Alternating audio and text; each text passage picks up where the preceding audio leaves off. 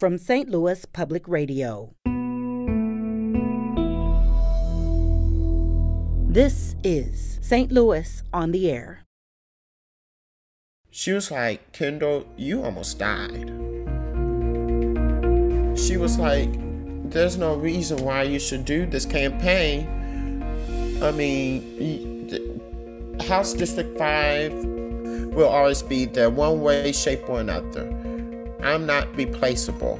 And she had to really get into the nitty-gritty like, Kendall, I know you want this, but let's wait. And possibly you could run in a different area, but here I could tell this was going to almost be your demise.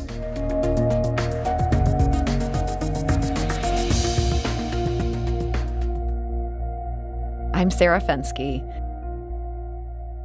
This year, Kendall Martinez-Wright announced she was running for the Missouri House with an eye to becoming the first openly transgender person elected to the Missouri legislature. The Democrat hoped to represent a district in the Missouri House that includes her hometown, Palmyra. Kendall Martinez-Wright earned national publicity for her campaign as a Black Puerto Rican trans woman running to represent small-town America. But she dropped out of the race last month, and she joins us today to explain why. Kendall Martinez-Wright, welcome. Thank you so much, Sarah, for allowing me to be here today. And I do want to just put in a word of warning about our conversation. This discussion will include sensitive topics such as suicide and sexual assault, so please listen with discretion. And if you or someone you know is in a crisis situation, please call the National Suicide Prevention Lifeline. That's 1-800-273-8255. Again, that number is 800-273-8255. So, Kendall, let's talk about your story. The Missouri legislature seems like maybe not the most welcoming place for a Black trans woman. What made you want to run? So it was around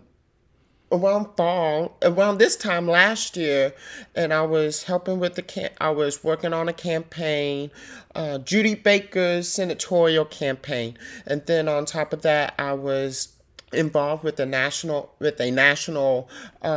march with a bunch of young adult organizers in front of the Supreme Court.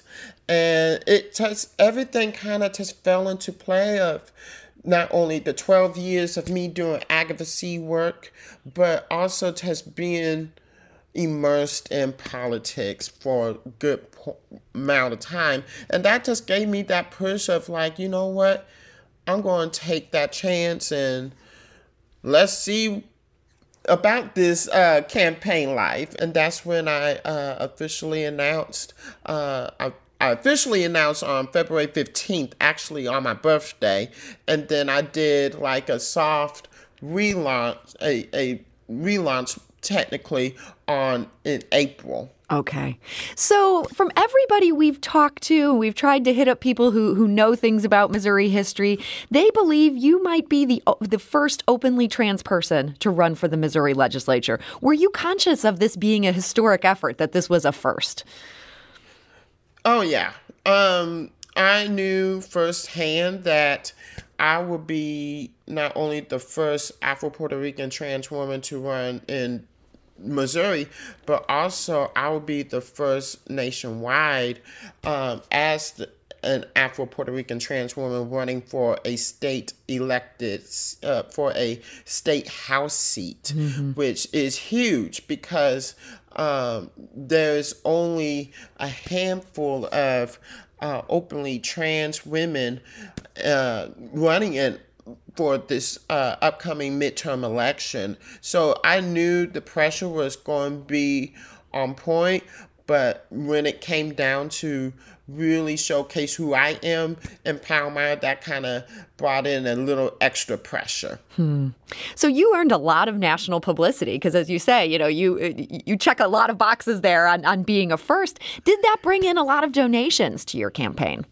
I did get a nice bit of them, but it wasn't what I expected.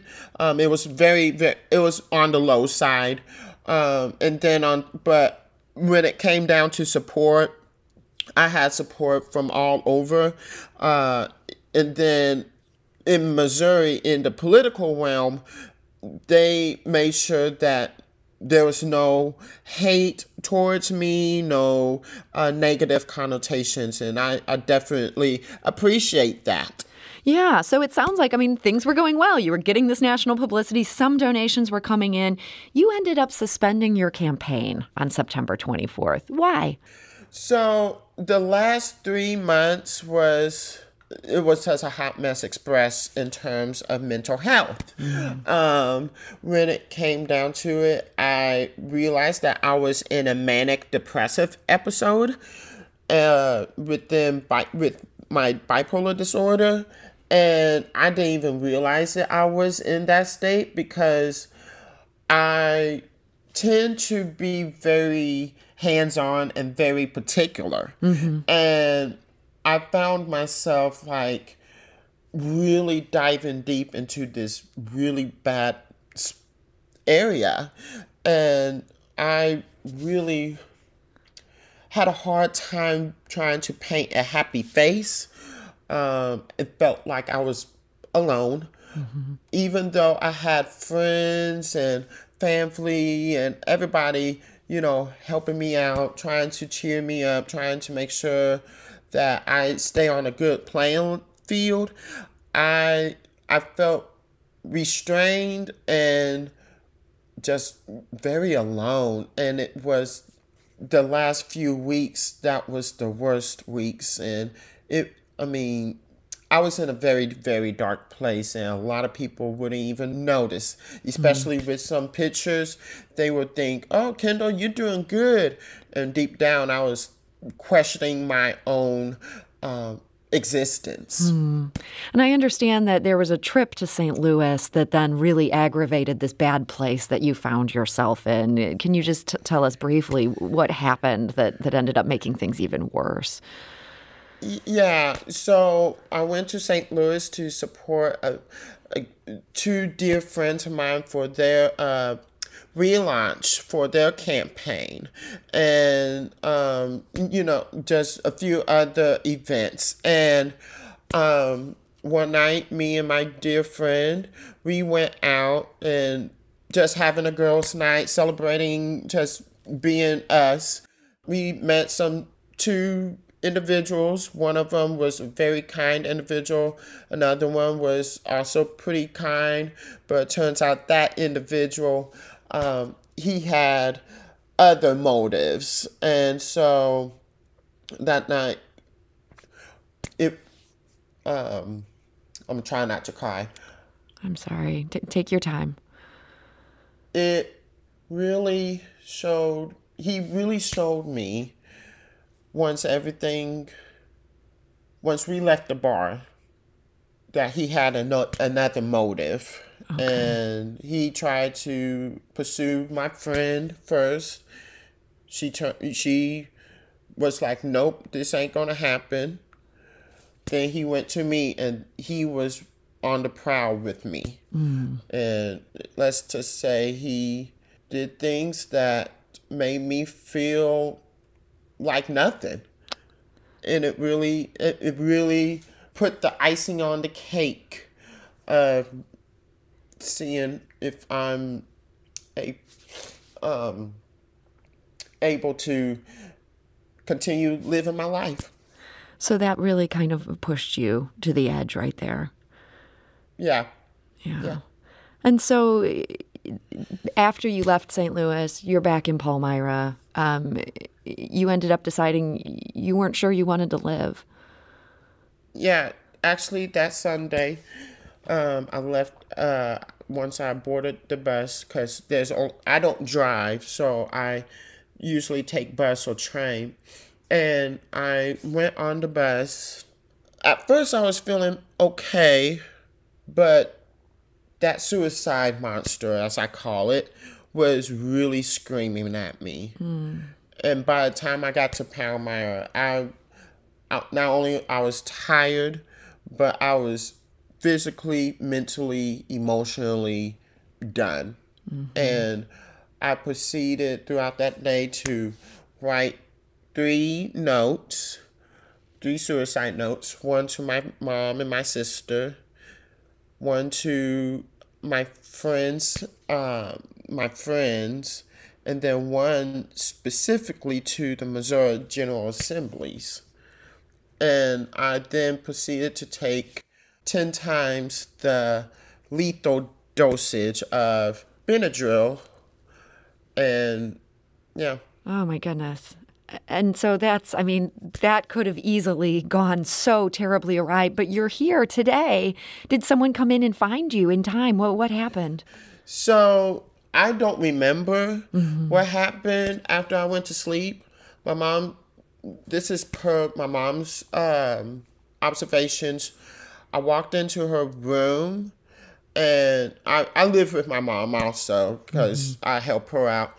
And I walked into her room, and I was going in and out of consciousness. And she was actually getting ready to go to work. It was early Monday morning, around 5:30, 6 o'clock. And I was not doing too good. I was going in and out of consciousness. I was having trouble breathing. When I was getting transported actually to Blessing, my heart actually, I went into cardiac arrest 2 times. So it was something. Yeah, I mean, that just sounds horrible. And I have to ask, I mean, how are you feeling today? Are you still in that bad place that led you to that? I'm not in a bad place. I will say I do have my moments, but it's getting a little bit better each week. Upon getting my diagnosis of bipolar disorder, I started on a new medication regimen, and I've been really good with that. And then I see a good therapist and counselor, and they helped me tremendously. And then also I just took time just to focus on me, which I haven't done. I went from the regular session of the Missouri General Assembly to campaign life, and then trying to do advocacy, and I burnt myself out. And now my energy and everything is slowly getting back to normal. And I will say my mom, she was more happy when it was 2 weeks after my suicide attempt, and I laughed for the first time. And she was like, she knew that I was in the process of getting better. Oh, I'm so glad to hear that. What a relief.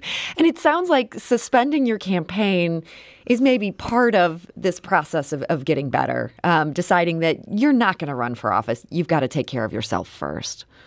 Yeah, the conversation first came up about a month prior to the attempt. I freaked out. I was like, no, I don't know about that. Because I'm very resilient. I get it from my mom and my dad. And when people would say, Kendall, you need to take it easy, that scares me. I was the type of, I can push through. But my mom, she was like, when she visited me in the hospital, she was like, Kendall, you almost died. I almost had to, if it wasn't for me not going to work and for me actually paying attention what's going on, I would be doing your funeral, and I would probably 9 times out of 10 not be the same person I am today. And she was like, there's no reason why you should do this campaign. I mean, House District 5 will always be there one way, shape, or another. I'm not replaceable. And she had to really get into the nitty-gritty, like, Kendall, I know you want this, but let's wait. And possibly you could run in a different area, but here I could tell this was going to almost be your demise. We're talking today with Kendall Martinez-Wright. She's a resident of Palmyra, Missouri, who recently suspended her campaign to represent the state's 5th district in the Missouri House of Representatives. We need to take a quick break, and when we return, we'll hear more from Kendall about the recent struggles she's navigated and how she's not giving up on politics and advocacy. This is St. Louis on the Air on St. Louis Public Radio.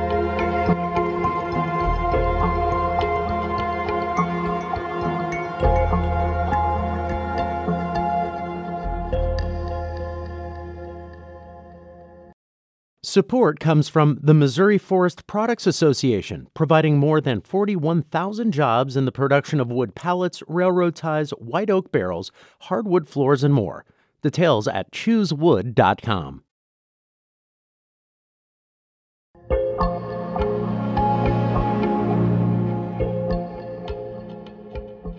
Welcome back to St. Louis on the Air.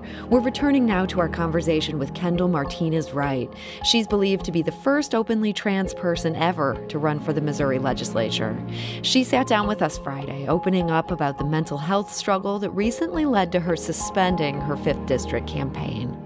We asked her what it was about running for office in Palmyra, Missouri, where she grew up, that was so hard for her. This was what Kendall said. It falls back into me running in a place that everybody literally watched me grow up in. I moved to Palmyra when I was 3 years old. And I mean, everybody knows me of my past gender. But when it comes down to me expressing my gender identity, me expressing my authentic self, that was really hard on me. It was so difficult because it felt like they was invalidating my evolution of Kendall. Because I told everybody back in Jeff City and St. Louis and a few other places, like, they know by now I'm out and proud and everything. But when it came down to really get into the nitty gritty, I mean, I have folks that, will still refer me as, hey, what's up, my dude? Or literally invalidating, me transitioning to a woman. Mm-hmm. And that was very hard. So less harassment or violence and more just this idea that they weren't fully understanding or weren't interested in understanding you as you are. Yeah, they literally just say, oh, Kendall, he's the gay guy. He just dresses like a girl. And I'm like, no, I'm not a gay guy. I'm currently going through hormone therapy and I'm transitioning to a woman. Mm-hmm. And yeah, it's just, it was very difficult. Do you see yourself in light of that? Do you plan to stay in Palmyra? I'll stay here as long, until when the opportunity arises for me to move. I know for sure I want to be close to my mom and my sister and my niece, but at the same time, me living in Palmyra permanently, I just cannot see myself doing that. Because honestly, that's another reason why it triggered my depressive episode. Mm-hmm. Kendall, this has been such a hard period for you, and now you're on medication, and as you said, you've laughed again, you're feeling better. Is there a message you'd want to share with people who are back where you were just a couple months ago when you were in that dark place? What would you want them to know today if they're listening to us talk? First, don't even attempt to take your own life. It is not worth the pain of your family. It's not worth the heartache. It's not worth it. Also, it's not worth the medical bills. I'm definitely paying those off.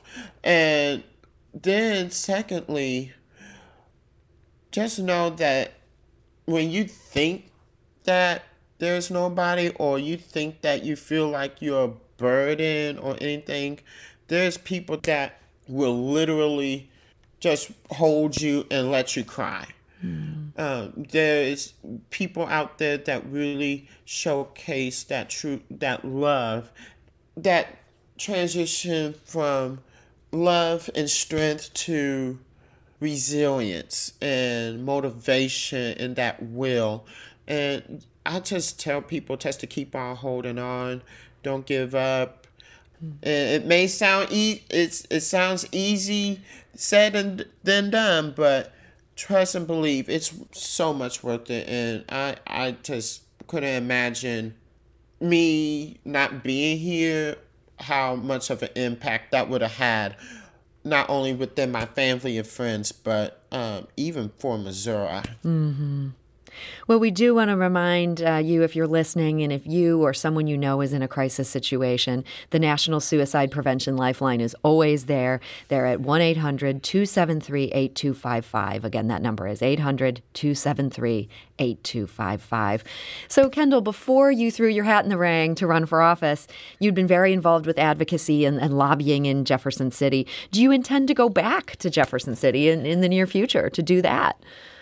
Oh, most definitely. I'm going back this January. I tell everybody, it's my love. I just, even on the bad days, I enjoy it. It brings me happiness, not only to be in the halls talking to various electeds, but also just trying to make that impact which is needed, and being that voice which is very vital. So I definitely am going to be back in Jefferson City. Hopefully, a few organizations will allow me to represent them and whatnot. And I just look forward to the new session. And I told everybody, one way or another, I want one of my bills to pass, the Missouri Non-Discrimination Act. I want that bill to pass and be signed into law. So you are not running for office, but you are not done with politics in the slightest. Do you see yourself at some point in the future? Do you think you ever will run for office again? I definitely see myself running for office again. When, I'm not for sure. It's whenever the time is right. Mm-hmm. I want to make sure when I do that I am fully equipped, not only physically, mentally, emotionally, but I'm equipped in terms of making sure that everything goes in a good direction. And also, hopefully, I'll be in a different area where the pressure and the stress won't be as great as it was here this past campaign. Mm-hmm. Well, we wish you the best, and just hope that you will continue to stay in that good place you're in right now. So, Kendall Martinez-Wright, thank you so much for joining us today and sharing your story. Thank you so much, Sarah, for allowing me to share, and thank you for allowing me to be in your space. I truly appreciate it.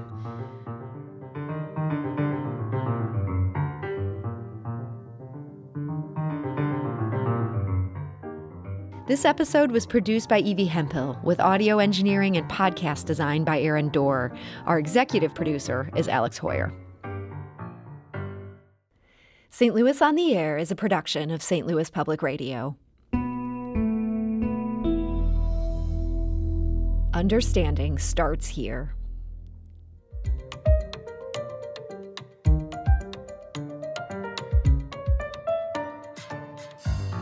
Do you find yourself regularly listening to episodes of St. Louis on the Air? Suggest us to a friend you think might enjoy our conversations. And leave us a review and rating on Apple Podcasts on the App Store. It's the simplest way to help people discover our show. Thanks. St. Louis Public Radio is a member-supported service of the University of Missouri, St. Louis.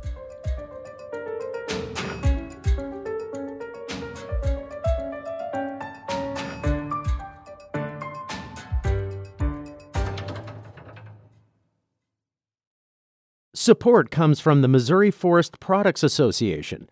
Missouri produces wood pallets, railroad ties, white oak barrels, hardwood floors, and more.